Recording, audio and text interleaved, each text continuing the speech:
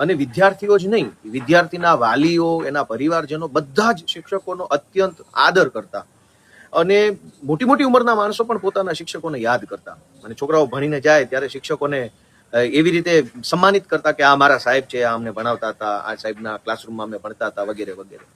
પણ ગુજરાતની ભ્રષ્ટ, દુષ્ટ અને હલકી માનસિકતા ધરાવતી ભાજપની સરકારે ખાલી શિક્ષણનું જ નહીં, શિક્ષકોનું પણ નખોદ કાઢી નાખવામાં કંઈ બાકી નથી રાખ્યું અને શિક્ષકની ગરિમા સમાજમાં ઘટાડવાની કોઈ કસર નથી છોડી. શિક્ષકો પાસે બધા જ કામ, શૌચાલય કેટલા છે ગામમાં, ખુલ્લામાં શૌચાલય કોણ જાય છે, ખેતરોમાં ટીડા આવ્યા છે તો ટીડ ભગાડવાના છે, ન જાણે કેવા કેવા કામ શિક્ષક પાસે કરવામાં છે. શિક્ષક એક સન્માનિત વ્યક્તિ હતા સમાજમાં, આજે રહેવા નથી દીધા. એ આપણા બધાનું દુર્ભાગ્ય છે, કેમ કે શિક્ષક તો માણસ ઘડતરનું કામ કરે છે. પણ મારે વાત કરવી છે જે પેલા શિક્ષક ઉપર વોરંટ કાઢ્યો એની. એક શિક્ષક મતદાર યાદી સુધારણાની SIRની મીટિંગમાં હાજર ન હતા એટલે એને ધરપકડનું વોરંટ કાઢવામાં આવ્યું, કેમ કે એની BLO તરીકેની ડ્યુટી હતી. પણ એ BLO શા માટે ગેરહાજર છે એવું જાણવા માટે ભાજપની સરકાર પાસે 100 રસ્તાઓ હતા, કેમ કે સરકારને ખબર છે કે શિક્ષકનું વતન કયું, એનો પરિવાર ક્યાં રહે છે, એનું ઘર ક્યાં છે, કયો તાલુકો, કયો જિલ્લો, કયો ગામ, કયો ફ્લેટ, કઈ સોસાયટી. તો ધરપકડ વોરંટ કાઢવાના બદલે સરકાર એક ટેલિફોન કરીને સ્થાનિક પોલીસને કે સ્થાનિક મામલતદારને કે સ્થાનિક TDO કે સ્થાનિક જે કાંઈ વ્યવસ્થાના માણસો છે એને પેલા શિક્ષકના ઘરે મોકલી શક્યા હોત એ જાણવા માટે કે શિક્ષક જે મતદાર યાદીની મીટિંગમાં નથી આવ્યો એ શા માટે નથી આવ્યો. એના પરિવારમાં કોઈ બીમાર છે, કંઈ બીજી તકલીફ છે, કોઈ કંઈ પરિવાર કંઈ લોન ભરે છે અને હપ્તાનું ટેન્શન છે, બાળકોને કંઈ તકલીફ છે, પરિવારમાં તકલીફ શું છે, કંઈ પણ વ્યાજબી વાત છે તો એને માફ કરી શકાય. એના બદલે ધરપકડ વોરંટ કાઢવામાં આવ્યું.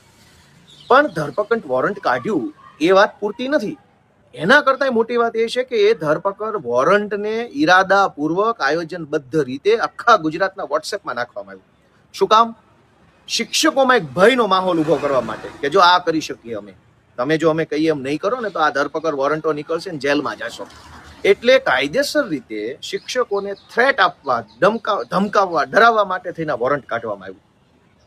એક શિક્ષક છે એની પાસેથી 100 કામ સરકારે લેવા છે, પણ શિક્ષકને જ્યારે કંઈક તકલીફ હોય, અગવડતા હોય, એને પગાર બાબતની વિસંગતતા હોય, બદલીને લઈને કોઈ પ્રશ્નો આવતા હોય, પ્રમોશનને લઈને કોઈ પ્રશ્નો હોય, એના ઉચ્ચતમ પગાર ધોરણ મેળવવા માટેના પ્રશ્નો હોય કે બીજા ત્રીજા પ્રશ્નો હોય, ત્યારે તો સરકારે નથી સાંભળવા.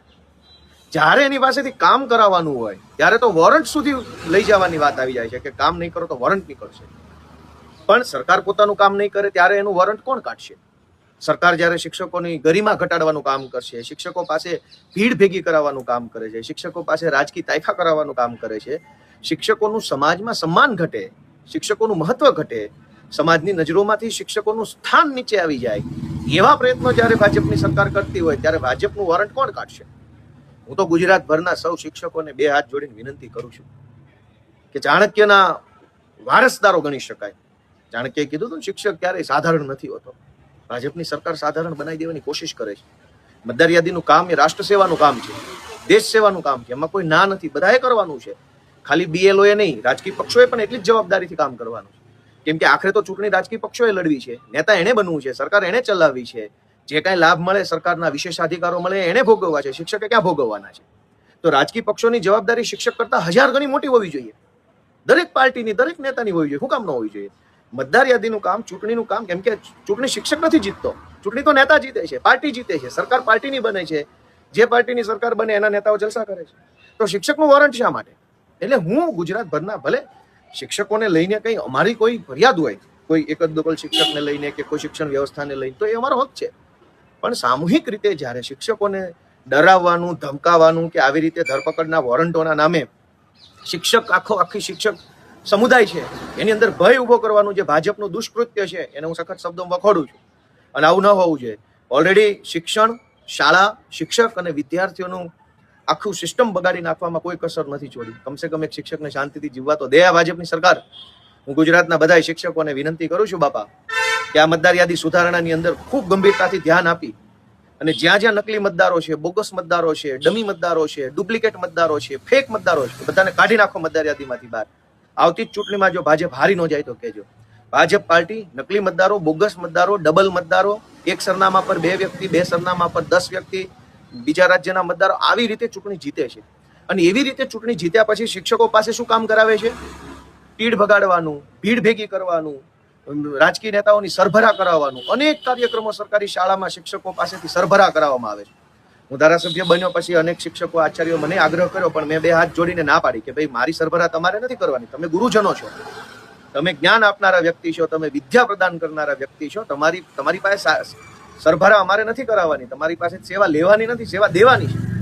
પણ ગુજરાતમાં ભાજપના મામૂલીમાં મામૂલી તાલુકા પ્રમુખ ટાઈપના જે પણ વ્યક્તિઓ છે જેની રાજનીતિમાં કઈ એવડી મોટી ઉપલબ્ધિ ન ગણાય, એ લોકો શિક્ષકોને દબડાવે છે.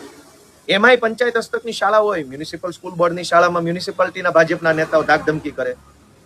પંચાયત હસ્તકની શાળામાં ભાજપના હાવ લલ્લુ પંજુ જેવા માણસો આવીને શાળાના પ્રિન્સિપાલો, મહિલા શિક્ષકો એને ધાકધમકી કરી જાય. તો દોસ્તો, મારી બધા શિક્ષક મિત્રોને ગુજરાતના વિનંતી છે કે આ ધરપકડ વોરંટ કાઢનારાનું વોરંટ કાઢો.